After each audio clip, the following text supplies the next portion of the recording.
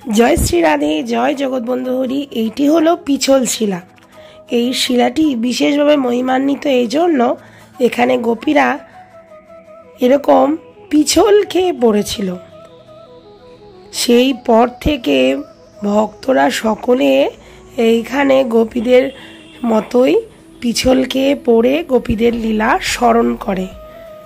সেই শিলাটি এখনও রয়েছে এবং গোপীরা যে স্থানে পিছল খেয়েছিল সেই জায়গাটি আমরা এসে পৌঁছালাম। ৮৪ কোষ ব্রজ পরিক্রমার মধ্যে এই পিছল শিলার দর্শন হয়ে থাকে। এটা অনেকটা ভরতপুরের দিকে পড়ে। আপনারা যদি কেউ ৮৪ কোষ পরিক্রমা করেন তবে অবশ্যই এই পিছল শিলার দর্শন অনেকেই করেছেন। খুব মজা, আমরা খুব মজা করেছি। আমাদের জন্য ভগবান এটি বানিয়ে রেখেছে। জয় শ্রী রাধে।